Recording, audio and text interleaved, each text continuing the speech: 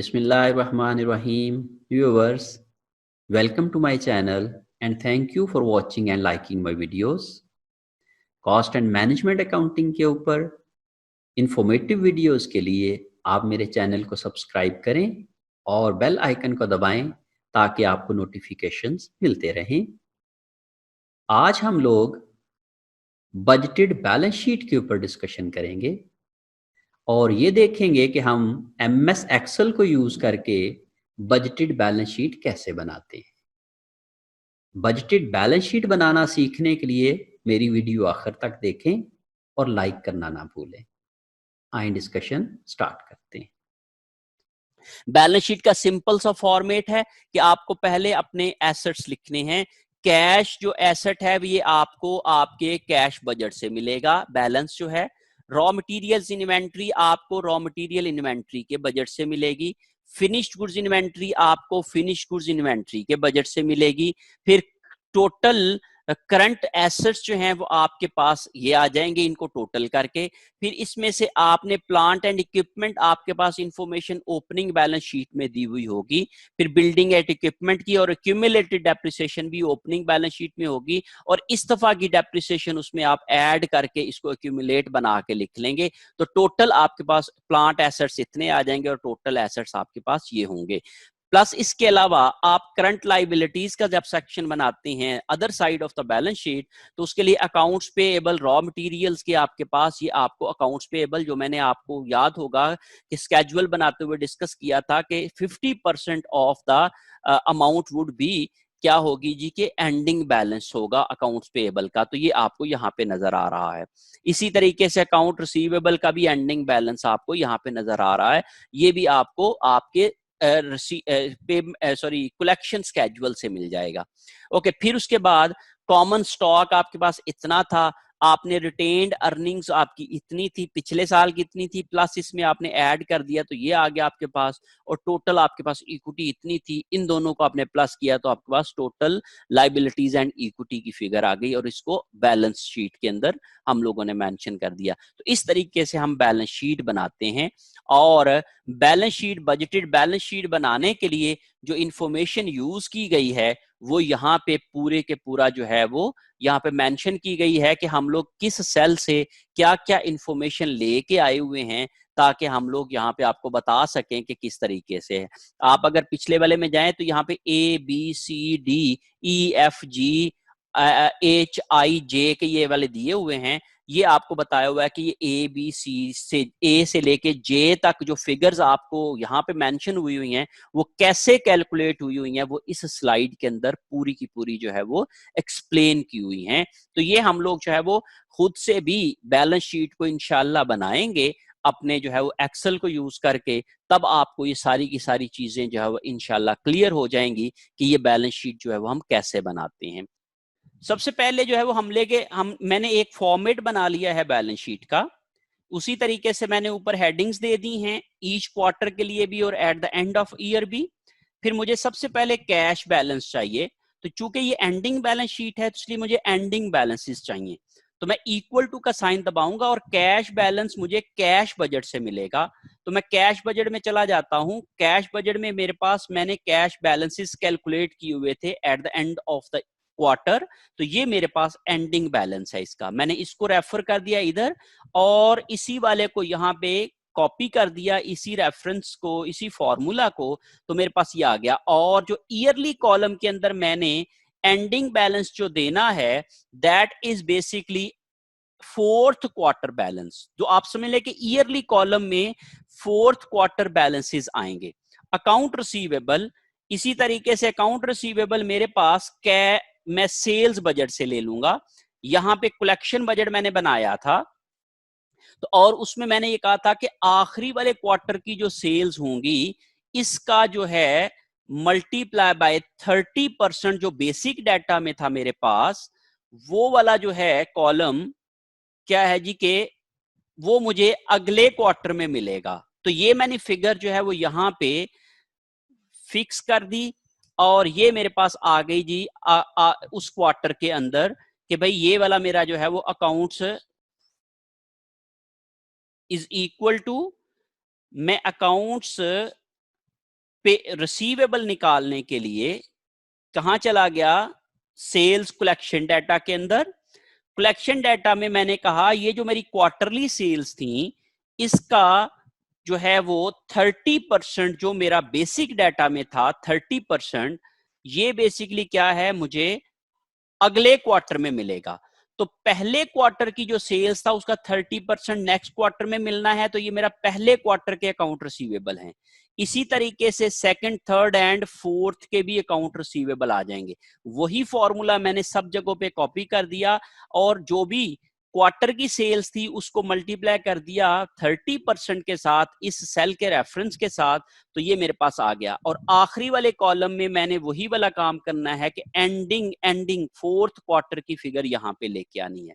इसी तरीके से रॉ मटेरियल्स के लिए जो मेरी इन्वेंट्री थी ये मैंने यहां पे इज इक्वल टू, ये मेरे पास मटेरियल बजट से आ जाएगा।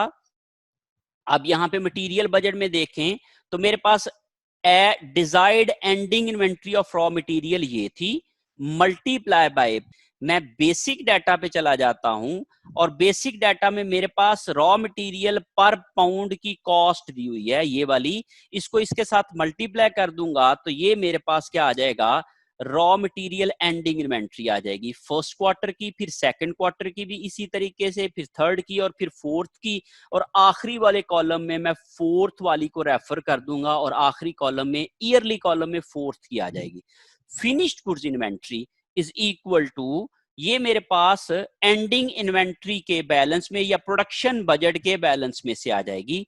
आप यहां पे देखें कि ये ending inventory add desired ending finished goods inventory first quarter में मेरे पास थी 6000 मल्टीप्लाई बाय, मैंने किया एंडिंग इन्वेंट्री फिनिश्ड गुड्स की पर यूनिट कॉस्ट थी 13, इसको मैंने किया और इसके साथ मैंने इसको रेफर कर दिया, तो मेरे पास ये एंडिंग इन्वेंट्री की फर्स्ट क्वार्टर की फिगर आ गई।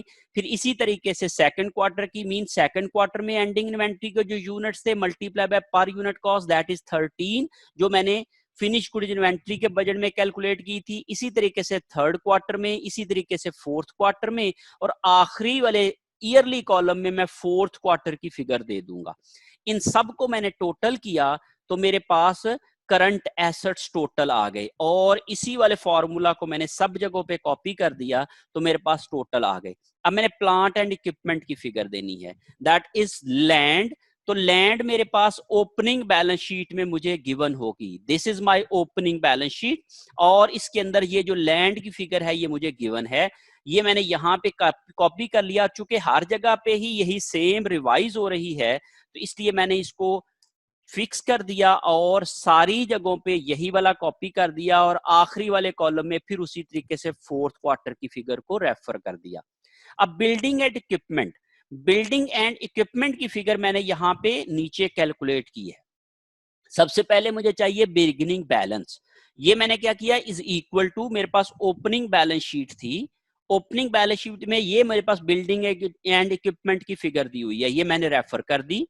अब इसमें मुझे हर साल जो परचेज की हुई हैं ये मुझे फिगर चाहिए।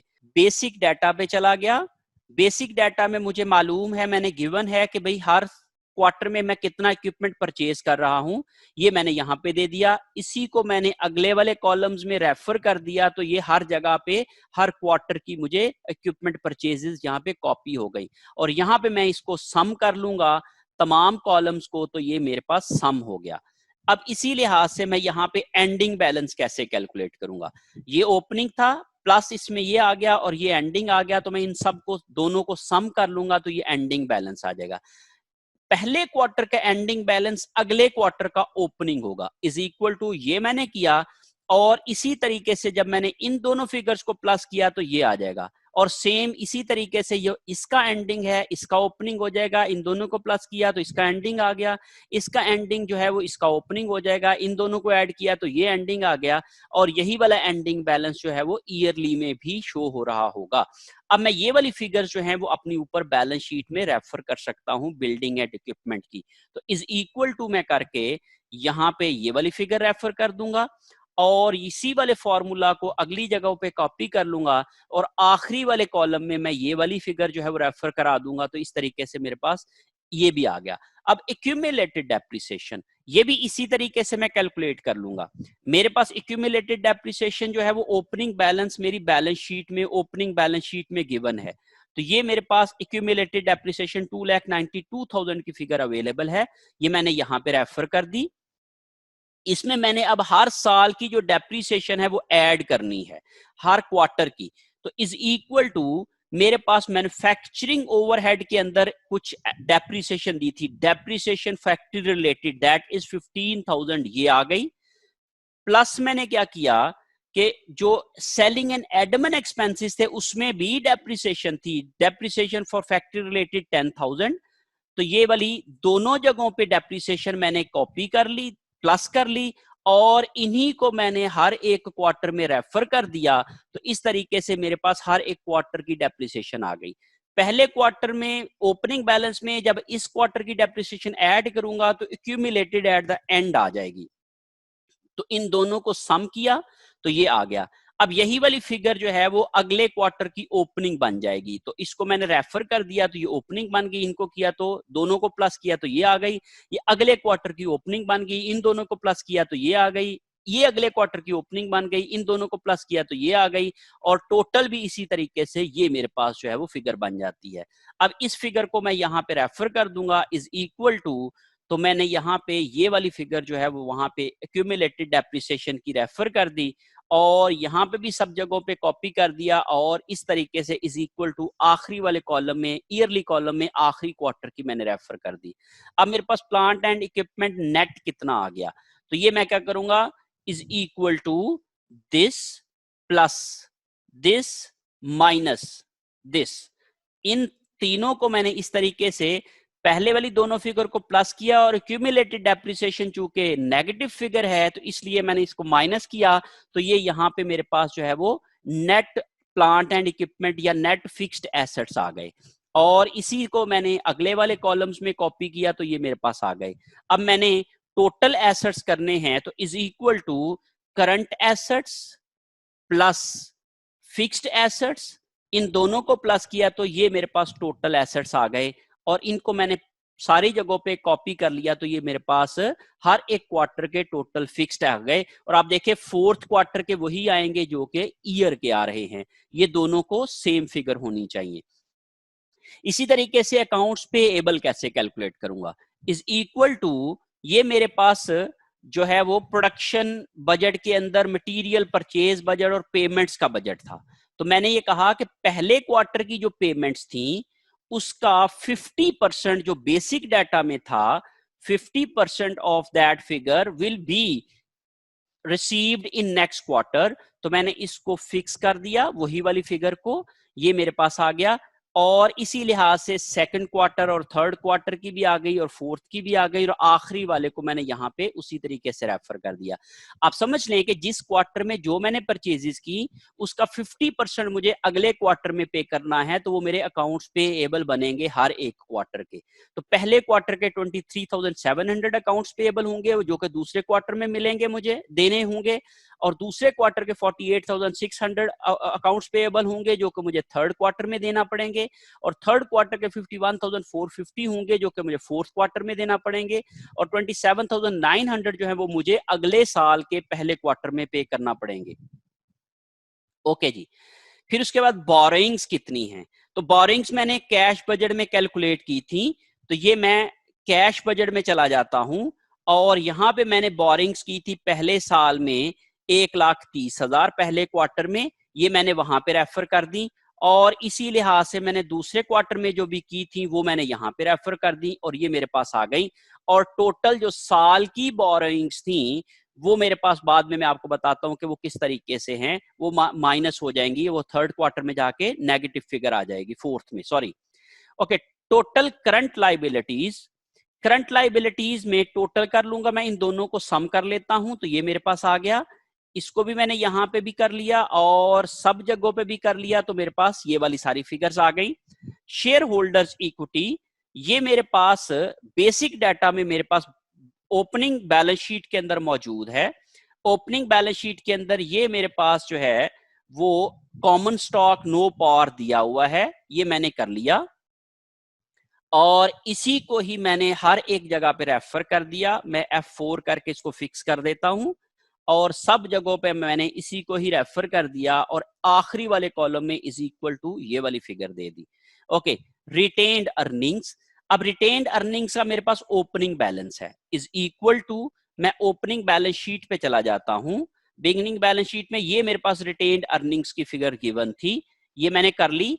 पहले साल का प्रॉफिट ऐड कर देता हूं, इज इक्वल टू, मेरे पास इनकम स्टेटमेंट में पहले साल का प्रॉफिट ये आ गया, क्योंकि ये लॉस है तो इसलिए नेगेटिव फिगर नजर आ रही है।